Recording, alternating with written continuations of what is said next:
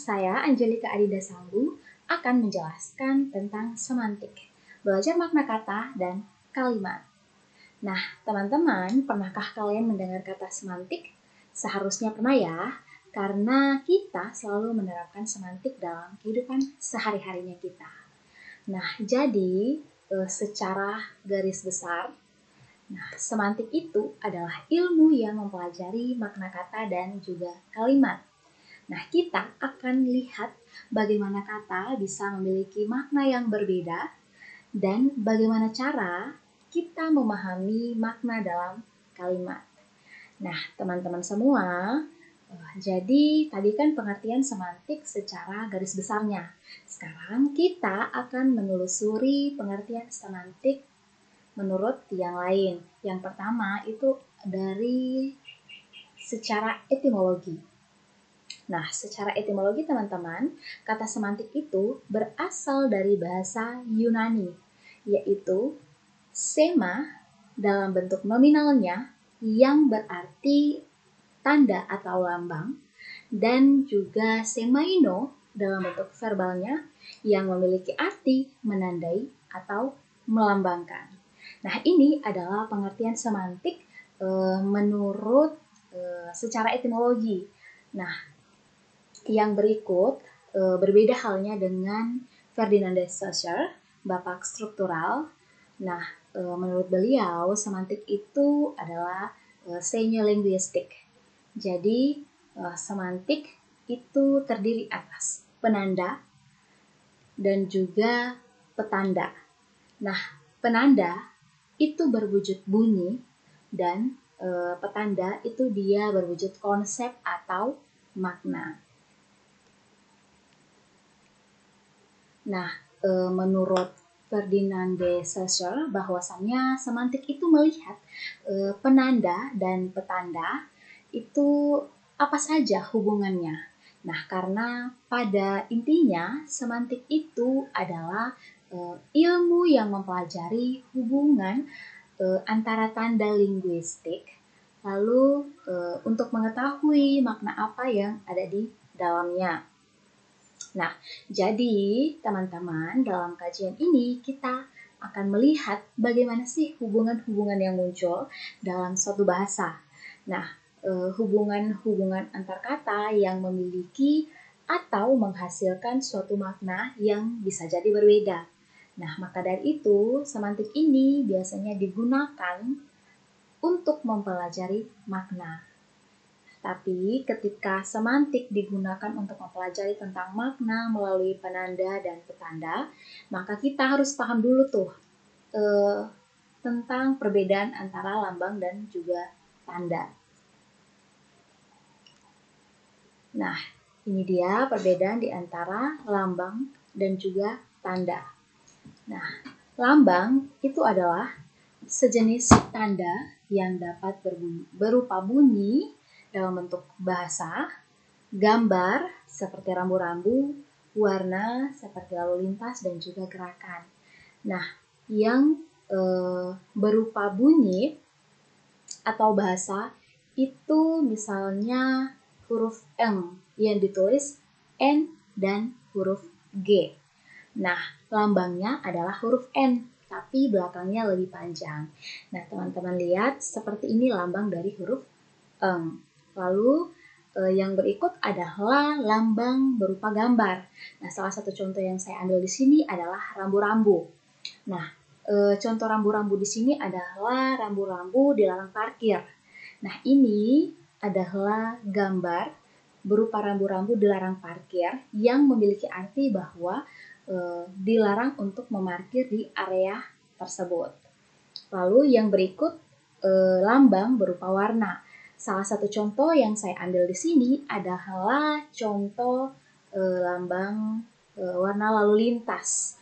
Nah, teman-teman, bahwa lambang lalu lintas itu yang berwarna merah memiliki arti untuk berhenti dan yang berwarna hijau itu memiliki arti untuk berjalan. Nah, yang terakhir adalah lambang gerakan. Nah, biasanya lambang gerakan ini orang mengedipkan satu mata itu biasanya memiliki makna tertentu. Nah, tadi itu adalah lambang, yang berikut adalah tanda. Nah, tanda itu merupakan sesuatu yang menandai sesuatu yang lain. Seperti asap, dia menandakan bahwa ada api. Nah, tanda ini dia lebih bersifat natural. Nah, yang berikut adalah klasifikasi makna. Nah, klasifikasi makna itu ada beberapa. Nah, yang pertama adalah makna leksikal. Menurut Chair, yang dimaksud dengan makna leksikal adalah makna yang dimiliki atau ada pada laksem meski tanpa konteks apapun. Misalnya, kata kuda itu memiliki makna leksikal sejenis binatang berkaki 4. Nah, makna leksikal juga bisa dikatakan sebagai makna yang sebenarnya atau makna yang sesuai dengan makna yang ditanggap oleh indera manusia. Itu adalah makna leksikal. Nah, yang berikut adalah makna gramatikal. Nah, makna gramatikal adalah makna yang baru ada kalau terjadi proses gramatikal seperti afiksasi, reduplikasi, komposisi. Nah, misalnya pada proses afiksasi prefiks ber dengan dasar baju, maka akan melahirkan makna gramatikal mengenakan atau memakai baju. Nah, ini adalah makna gramatikal. Lalu, yang berikut adalah makna kontekstual. Nah, makna kontekstual adalah makna yang muncul sebagai akibat hubungan antar ujaran dan konteks. Misalnya, di sini ada kalimat, nilai ulangan Aca jatuh karena tidak belajar. Nah, kata jatuh di sini bukan memiliki makna dia terjatuh dari sepeda atau dia terjatuh dari pohon, melainkan kata jatuh di sini memiliki makna bahwa nilainya menurun atau nilainya terjatuh. Nah, ini adalah makna gramatikal. Yang berikut makna referensial. Nah, Chair menjelaskan bahwa sebuah kata atau leksem disebut bermakna referensial kalau ada referensinya atau acuannya.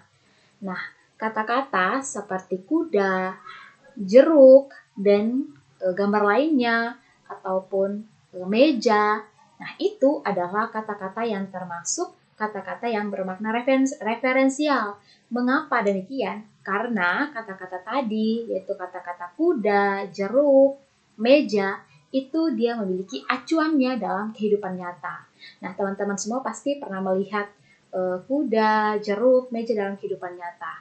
Nah, itu yang dikatakan dengan makna referensial, yaitu makna kata yang menunjuk langsung pada sesuatu yang nyata di dunia nyata. Itu seperti benda, orang, hewan, tempat, atau kejadian. Nah, ini adalah makna referensial. Yang berikut adalah makna denotatif. Nah, Chair mengatakan bahwa makna denotatif adalah makna asli, makna asal yang dimiliki oleh sebuah leksem. Nah, makna asli, makna sebenarnya, atau makna lugas dari sebuah kata sesuai dengan apa yang tertulis di kamus dan bukan makna yang kiasan. Nah, salah satu contohnya adalah air. Nah, di sini air itu dia adalah cairan bening yang tidak berwarna. Jadi air ini dia memiliki makna yang asli, makna yang sebenarnya, yang bukan merupakan makna kiasan. Ini adalah makna denotatif. Lalu yang berikut adalah makna konotatif. Nah, makna konotatif adalah makna tambahan atau makna kiasan dari sebuah kata yang seringkali dipengaruhi oleh perasaan, suasana, atau nilai budaya. Nah, salah satu contoh dari kalimat makna konotatif adalah dia adalah anak emas di keluarganya. Nah, anak emas di sini bukan berarti anak yang terbuat dari emas, melainkan anak yang disayangi di keluarganya. Nah, ini adalah makna konotatif atau makna kiasan. Nah, yang berikut adalah makna kognitif. Nah, makna kognitif adalah makna yang menunjukkan adanya hubungan antar konsep dengan dunia kenyataan. Nah, makna kognitif ini adalah makna yang lugas atau makna apa adanya. Nah, salah satu contohnya di sini adalah gajah adalah hewan darat terbesar. Nah, gajah adalah hewan darat terbesar di sini. Itu adalah makna yang apa adanya, makna yang sebenarnya. Artinya bahwa gajah memang adalah hewan besar, bertelinga lebar, dan juga berhidung panjang. Nah, ini adalah makna kognitif. Jadi, dapat disimpulkan bahwa makna kata kognitif adalah makna kata yang dapat dipahami berdasarkan pengetahuan, pikiran, atau konsep yang dimiliki oleh seseorang. Nah, yang berikut adalah perubahan makna. Jadi, teman-teman, perubahan makna itu adalah pergeseran makna yang pertama ke makna yang selanjutnya. Nah, berdasarkan kalimat tersebut dapat kita simpulkan bahwa perubahan makna itu adalah pergeseran makna dari makna aslinya ke makna yang seterusnya akibat dari perubahan waktu, lalu yang menyangkut dengan pelemahan, pembatasan, penggantian, dan juga faktor-faktor perkembangan dari bahasa. Nah, akibat dari hal-hal tadi, maka timbullah beberapa macam pergeseran makna yang seperti meluas, menyempit, lalu perubahan total, penghalusan, dan juga pengerasan. Nah, ini adalah perubahan dari makna. Nah, yang berikut adalah pembelajaran semantik di sekolah dasar.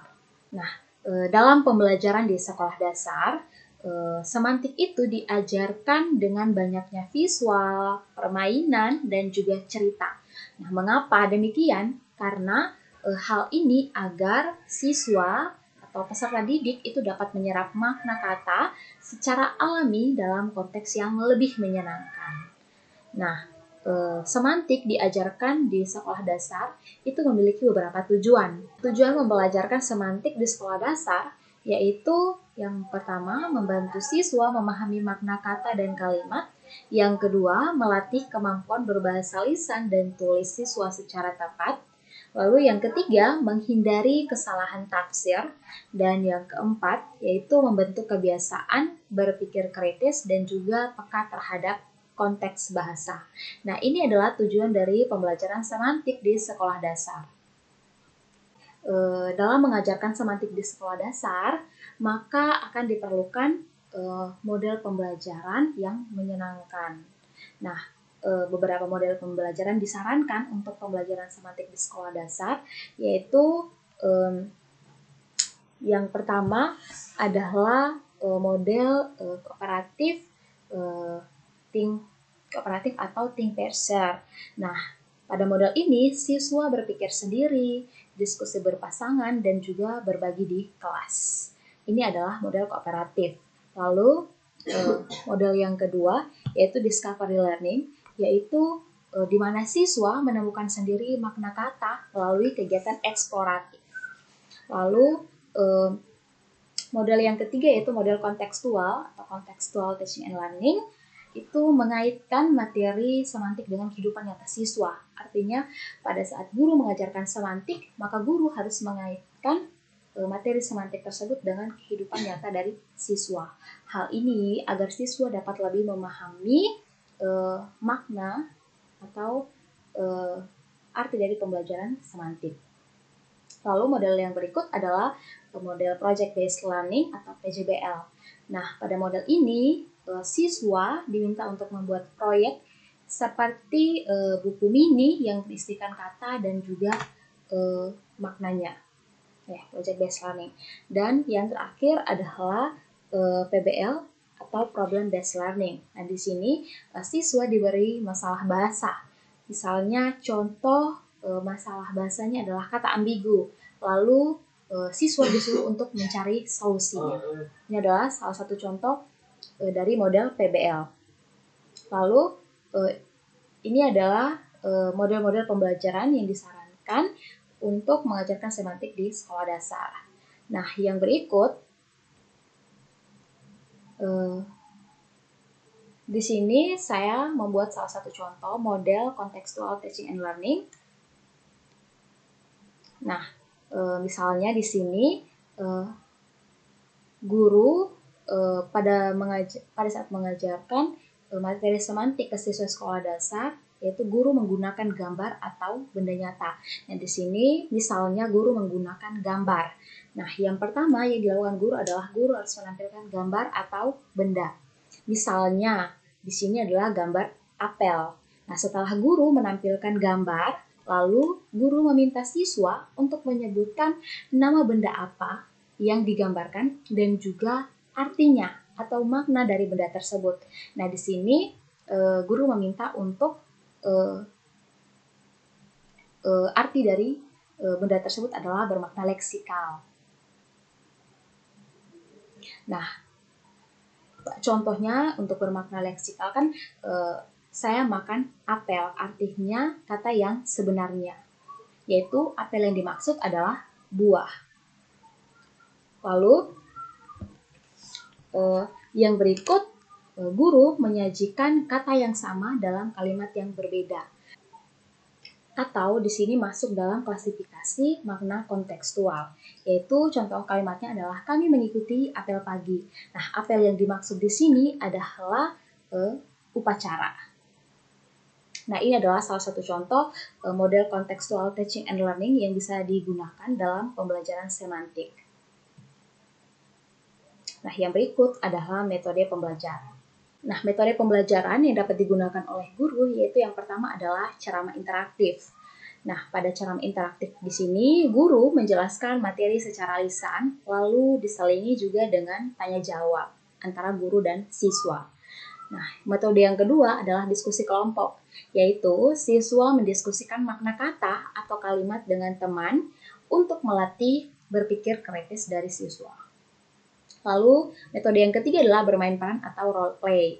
Nah, di sini siswa memainkan skenario dengan kata yang bermakna ganda atau kiasan. Lalu, yang keempat yaitu metode tanya jawab, yaitu guru memberikan pertanyaan untuk merangsang pemahaman makna kata dalam konteks. Lalu metode yang kelima yaitu demonstrasi, yaitu guru menunjukkan benda atau gambar untuk menjelaskan makna kata secara langsung. Dan metode yang terakhir adalah metode latihan soal dan juga kuis, yaitu digunakan untuk menguatkan pemahaman siswa melalui praktik dan juga permainan. Yang berikut ini adalah media pembelajaran yang bisa digunakan dalam pembelajaran semantik di sekolah dasar. Yang pertama yaitu media visual. Nah, media visual di sini dapat berupa gambar, flashcard, poster, komik bergambar yang digunakan untuk menjelaskan makna kata. Lalu media yang kedua yaitu media audio visual, yaitu video cerita pendek, animasi untuk mengajarkan makna dalam konteks kalimat yang lebih panjang. Lalu media yang ketiga kartu kata atau word cards, yaitu untuk bermain mencocokkan kata dan maknanya. Misalnya makna leksikal, makna konotatif, makna denotatif, dan makna lainnya. Yaitu media yang berikut adalah lembar kerja atau worksheet. Yaitu pada media ini berisikan latihan soal, cerita pendek, dan juga aktivitas identifikasi makna kata. Nah, media yang berikut adalah papan flanel atau magnetik. Yaitu media ini digunakan untuk menyusun kata menjadi kalimat dan membedakan makna berdasarkan konteks. Dan media yang terakhir yaitu PowerPoint interaktif, yaitu media digital yang tadi berupa PowerPoint interaktif, lalu quiz online. Nah, ini adalah media-media yang bisa digunakan dalam pembelajaran semantik di sekolah dasar. Nah, di sini saya ambil contoh salah satu media pembelajaran word cards.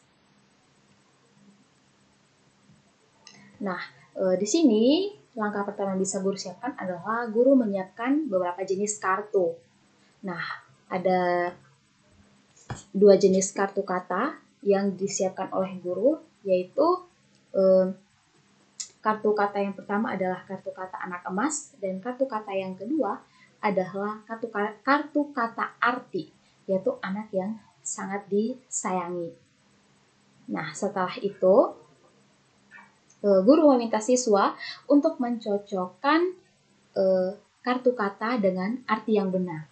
Jadi nanti ada beberapa kartu kata, lalu siswa akan mencocokkan kartu kata dengan makna yang benar dan sesuai. Nah, lalu yang berikut adalah penerapan pembelajaran semantik di sekolah dasar. Nah, salah satu contohnya saya ambil makna kontekstual. Nah, cara menerapkan pembelajaran semantik pada klasifikasi makna kontekstual di pembelajaran sekolah dasar. Di sini modelnya adalah model CTL atau Contextual Teaching and Learning, lalu metodenya adalah metode tanya jawab, ditambah dengan metode bermain peran, lalu medianya adalah flashcard dan cerita bergambar, lalu yang berikut adalah langkah-langkahnya. Nah, yang pertama, guru menunjukkan gambar seorang anak yang terjatuh dari sepeda, dan gambar yang satunya lagi adalah gambar anak yang sedang jatuh cinta. Nah, setelah guru menunjukkan gambar tersebut, siswa diminta untuk menebak arti kata jatuh pada masing-masing gambar tersebut, yaitu arti kata jatuh pada gambar anak yang terjatuh dari sepeda, dan juga arti kata jatuh pada gambar yang anak sedang jatuh cinta. Nah, setelah itu siswa mendiskusikan perbedaan maknanya berdasarkan konteks. Nah, setelah siswa berdiskusi, itu siswa bermain peran memerankan situasi dari kalimat yang diberikan. Jadi siswa bermain peran saat dia terjatuh, dan juga siswa berperan pada saat dia sedang jatuh cinta. Nah, itu adalah salah satu contoh penerapan pembelajaran semantik pada materi makna kontekstual di kelas. Nah, pada pembelajaran di sekolah dasar, guru bisa menggunakan kata yang dekat dengan dunia anak-anak, yaitu seperti mainan, makanan, keluarga, dan juga hewan. Lalu, selain guru menggunakan kata yang dekat dengan dunia anak-anak, guru juga bisa mengajak siswa untuk bercerita dan berdialog menggunakan kata yang bermakna ganda. Dan selain itu, guru bisa memvariasikan metode agar siswa tidak bosan.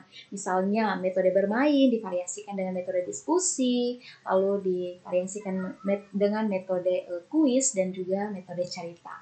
Nah, hal-hal ini agar proses pembelajaran di dalam kelas itu lebih menyenangkan, dan juga siswa lebih dapat memahami pembelajaran yang diberikan oleh guru, agar pembelajaran yang diberikan dapat lebih bermakna. Baik, sekian penjelasan materi semantik dari saya. Terima kasih.